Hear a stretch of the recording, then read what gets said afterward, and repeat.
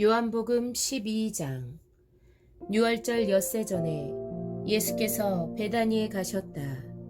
그곳은 예수께서 죽은 사람 가운데서 살리신 나사로가 사는 곳이다. 거기서 예수를 위하여 잔치를 베풀었는데 마르다는 시중을 들고 있었고 나사로는 식탁에서 예수와 함께 음식을 먹고 있는 사람 가운데 끼어 있었다. 그때 마리아가 매우 값진 순나드 향유 한 근을 가져다가 예수의 발에 붓고 자기 머리털로 그 발을 닦았다. 온 집안에 향유 냄새가 가득 찼다. 예수의 제자 가운데 하나이며 장차 예수를 넘겨줄 가룟 유다가 말하였다. 이 향유를 300데나리온에 팔아서 가난한 사람들에게 주지 않고 왜 이렇게 낭비하는가? 그가 이렇게 말한 것은 가난한 사람을 생각해서가 아니다. 그는 도둑이어서 돈자루를 맡아 가지고 있으면서 거기에 든 것을 훔쳐내곤 하였기 때문이다. 예수께서 말씀하셨다. 그대로 두어라. 그는 나의 장사날에 쓰려고 간직한 것을 쓴 것이다. 가난한 사람들은 언제나 너희와 함께 있지만 나는 언제나 너희와 함께 있는 것이 아니다. 유대 사람들이 예수가 거기에 계신다는 것을 알고 크게 떼를 지어 몰려왔다. 그들은 예수를 보려는 것만이 아니라 그가 죽은 사람들 가운데서 다시 살리신 나사로를 보려는 것이었다. 그래서 대제사장들은 나사로도 죽이려고 모의하였다. 그것은 나사로 때문에 많은 유대 사람이 떨어져 나가서 예수를 믿었기 때문이다. 다음 날에는 명절을 지키러 온 많은 무리가 예수께서 예루살렘에 들어오신다는 말을 듣고 종려나무 가지를 꺾어들고 그분을 맞으러 나가서 호산나 주님의 이름으로 오시는 이에게 복이 있기를 이스라엘의 왕에게 복이 있기를 하고 외쳤다. 예수께서 어린 나귀를 보시고 그 위에 올라타셨다. 그것은 이렇게 기록한 성경 말씀과 같았다. 시온에 따라 두려워하지 말아라. 보아라, 내 임금이 어린 나귀를 타고 오신다.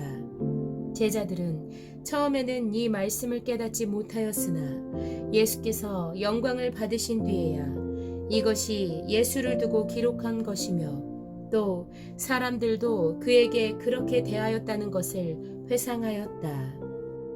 또 예수께서 무덤에서 나사로를 불러내어 죽은 사람들 가운데서 살리실 때 함께 있던 사람들이 그 일어난 일을 증언하였다. 이렇게 무리가 예수를 맞으러 나온 것은 예수가 이런 표징을 행하셨다는 말을 들었기 때문이다. 그래서 바리새파 사람들이 서로 말하였다. 이제 다 틀렸소. 보시오. 온 세상이 그를 따라갔소.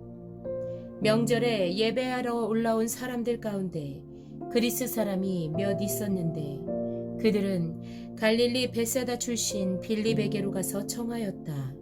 선생님, 우리가 예수를 뵙고 싶습니다. 빌립은 안드레에게로 가서 말하고 안드레와 빌립은 예수께 그 말을 전하였다. 예수께서 그들에게 대답하셨다. 인자가 영광을 받을 때가 왔다. 내가 진정으로 너희에게 말한다. 밀알 하나가 땅에 떨어져서 죽지 않으면 한 알 그대로 있고 죽으면 열매를 많이 맺는다. 자기의 목숨을 사랑하는 사람은 잃을 것이요 이 세상에서 자기의 목숨을 미워하는 사람은 영생에 이르도록 그 목숨을 보존할 것이다. 나를 섬기려고 하는 사람은 누구든지 나를 따라오너라.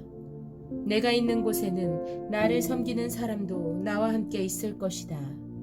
누구든지 나를 섬기면 내 아버지께서 그를 높여주실 것이다. 지금 내 마음이 괴로우니 무슨 말을 하여야 할까? 아버지, 이 시간을 벗어나게 하여 주십시오. 하고 말할까? 아니다. 나는 바로 이 일 때문에 이때에 왔다. 아버지, 아버지의 이름을 영광스럽게 드러내십시오. 그때 하늘에서 소리가 들려왔다. 내가 이미 영광되게 하였고 앞으로도 영광되게 하겠다. 거기에 서서 듣고 있던 무리 가운데서 더러는 천둥이 울렸다고 하고 또 더러는 천사가 그에게 말하였다고 하였다. 예수께서 대답하셨다.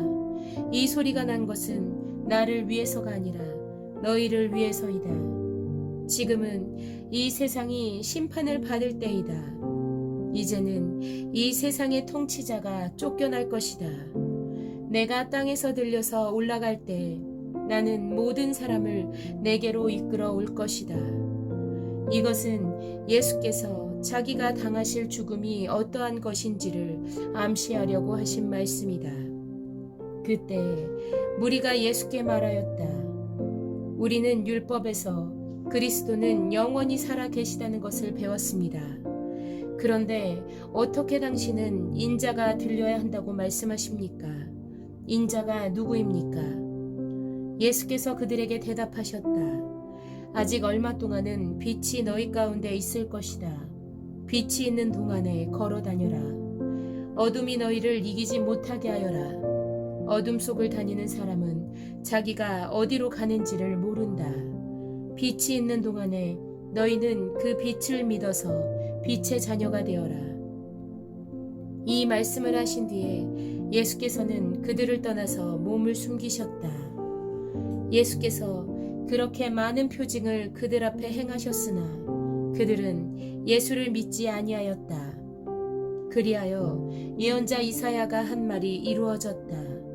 주님, 우리가 전한 것을 누가 믿었으며 주님의 팔이 누구에게 나타났습니까? 그들이 믿을 수 없었던 까닭은 이사야가 또 이렇게 말하였다. 주님께서 그들의 눈을 멀게 하시고 그들의 마음을 무디게 하셨다. 그것은 그들이 눈이 있어도 보지 못하게 하고 마음으로 깨달아서 돌아서지 못하게 하여 나에게 고침을 받지 못하게 하려는 것이다. 이사야가 이렇게 말한 것은 그가 예수의 영광을 보았기 때문이다. 이 말은 그가 예수를 가리켜서 한 것이다.